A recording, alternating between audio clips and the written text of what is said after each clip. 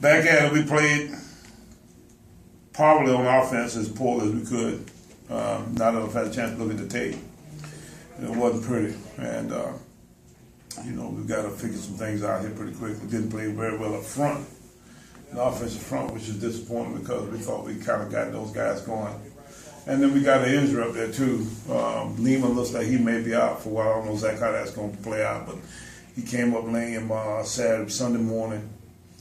We do get Devin Flowers back from the concussion deal. Hopefully we get Devin and Darius Nenner back. Both those guys were out this past game. So still struggling with Carter a little bit. Andrew Carter still down a little bit with his deal, but we need those guys back pretty quick as possible. So right now, we're looking to get back as close to full speed as we can by Savannah.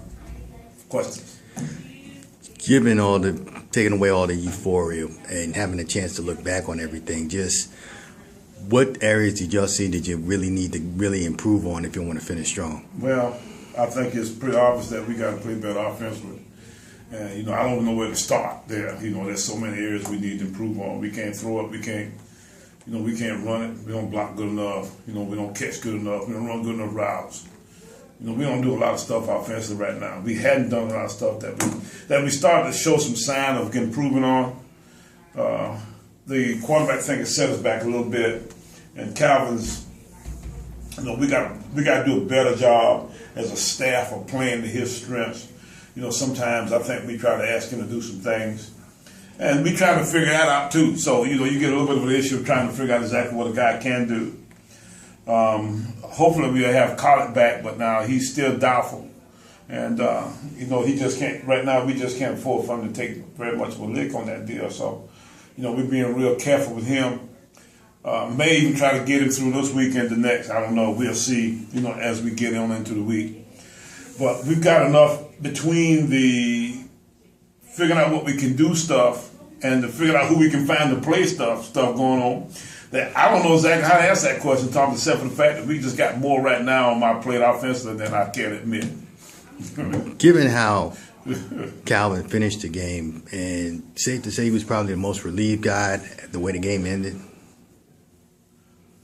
Offensively, we were relieved. I don't know where you start with that either. Started for me. I was trying to figure out how in the world do I stand in front of our defense and tell them that we lost that game.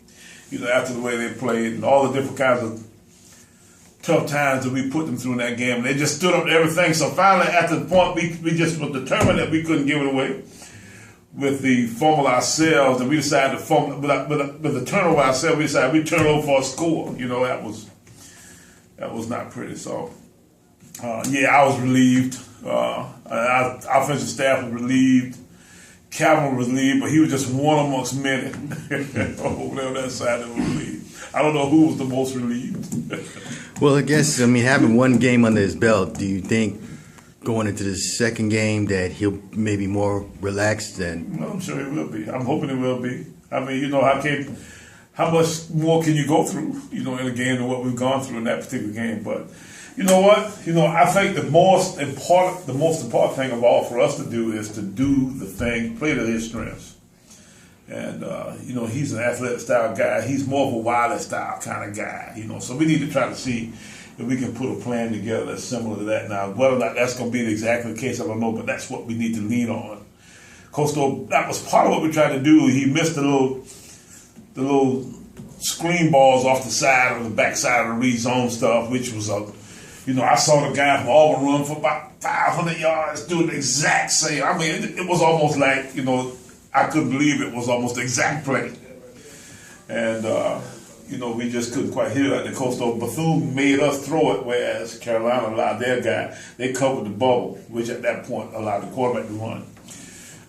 Looking back on it now, I think they might have made him throw the bubble. But now, it might be a deal where I don't need to get into that issue. But I can tell you this, and that is that we got to figure out what Calvin can do in a way that we can take advantage of his strengths. Defensively, also sort of getting a chance to look back on Hargrave's performance, looking back at it now, is it still sort of eye-catching, just what he was able to do? Yeah. After I watched it on film, it was as impressive on film as it was in person. And You know, you just saw him. You see it over and over again on film.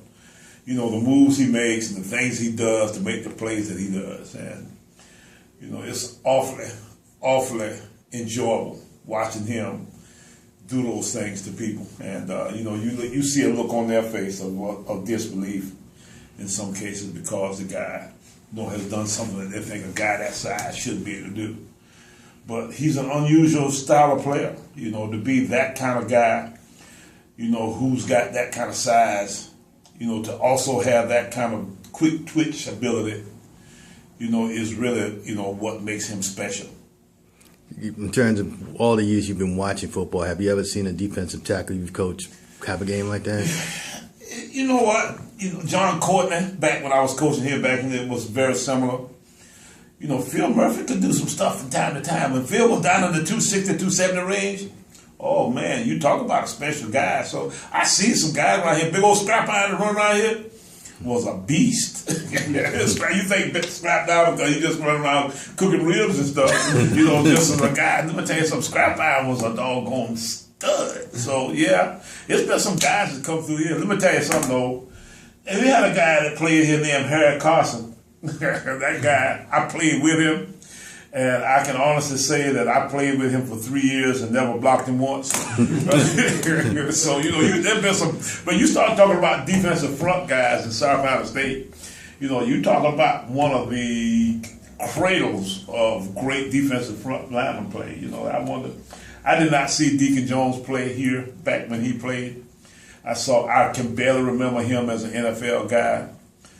But, you know, those guys, I'm sure, were different. Because those were tall, screaming kind of guys. If you look at the Harris of the world, you know, the difference in Hargraves is Harris and those were running backs that got to be big enough that they grew out of playing running backs. They still had that kind of size ability.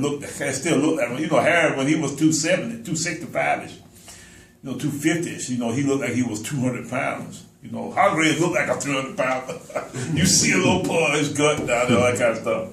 And for him to be able to do the things he does, you know, I think I really think he kind of catches people by surprise a little bit because they don't necessarily believe what they see. That once they see him, they say, that guy, he can't play that good, you know. And then they somehow or another snap the football, and then, whoa, what the hell was that? So, you think now those teams are going to be even more extra cautious to probably do some schemes to I'm sure they will, yeah. But now he'll beat them. He's better than most of them are. So the bottom line is you need to pack your lunch because when he comes, he got some fight, yeah. Well, you also saw Antonio Hamilton get honored. And it seemed like it's worked out well the last couple of weeks having him as returning kicks compared to Austin Smith. You know what? Antonio's got some ability to.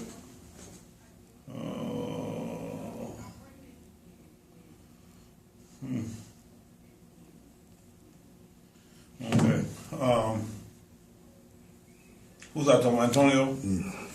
Yeah. Well, what happened was, you know, he got the job by default of it. Austin got banged up and, you know, it's the classic Wally Pipp story. You know, a guy gets in there, and the next thing you know, he's got it going, and you can't get him out. So it's kind of the same story.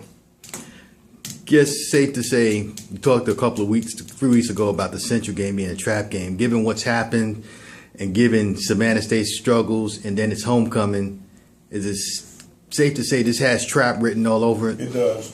It does. It's a very similar kind of situation. We talked about it a little bit yesterday in our team meeting, and the fact that, you know, Savannah's not been very good.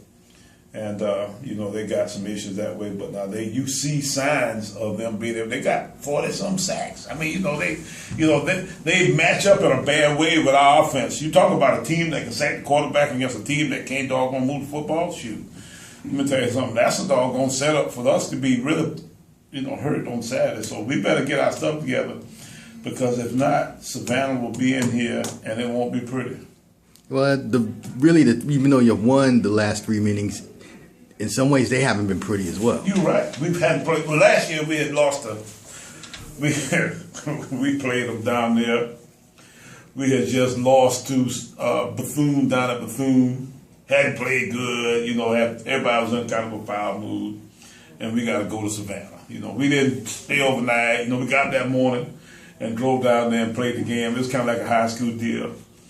And then we go out there and just kind of slop around for a game and win the football game, but there was no real excitement to it. Well, this year I think we got a little different state of mind. The fact that we won the Bethune game, I think we'll be a lot more excited about practicing. We didn't want to practice last year. Didn't want to play. I don't know if we didn't want to do anything, and that's partly my fault because it's my responsibility to get us motivated and ready to go. But at the same time, it was a hard get prepared for them last year. I think our guys will be more excited about preparing for them last year, coming off of this game as opposed to last year. So you'll see. You talked about how Savannah State has a lot of sacks. What else do you see that could be problematic? Well, offensively, they got some skill. They can throw the ball around a little bit. They've thrown it all over the place. There's always a possibility of them scoring points that way. Now, they hadn't consistently been able to devise an offense that's going to give you a chance to, win a football game. But at the same time, with that defense, with the way they can hurt you if you allow them to, you get a couple scores, with them kind of, being the way they're on defense. The next thing you know is you scrambling. And the last thing you look for is get behind these teams because, they haven't been ahead before. They haven't been ahead much. When they are ahead, I can guarantee the effort is unbelievable. Guess once again, how can you sort of encourage people to come out and provide that support? Well, it's homecoming. We got all the festivities and stuff going around, and they're going to have some of the best stuff going on, I'm sure, out in the parking lot. We're going to be inside, and we're going to play good. It's an opportunity for them to come and see the migration of, the improvement of, the better operation of our offensive football team. We are going to take another shot at it this week, and if you want to go see, let me tell you what, it's a lot of people walking around and saying, man, I should have gone to that doggone Bethune-Cookman game. That was a good football game. Well, don't let it happen again. So, come on, let's go. And finally, you look at it, it's a 6-way tie right now. Just with these 4 games remaining, it's safe to say there's really no room for error at this point? No. It's going to go home for all of us. So, it's just fun having 5 other cats in there, suffering. Or being happy. That's the best case. We ought to be, this league right now ought to be as excited about football as any time since I've been in it. Everybody's got a piece of the share. Everybody got a shot at the championship. It's fun. I'm glad to hear. I'm happy for the rest of the teams in the league who've gotten, into this mess.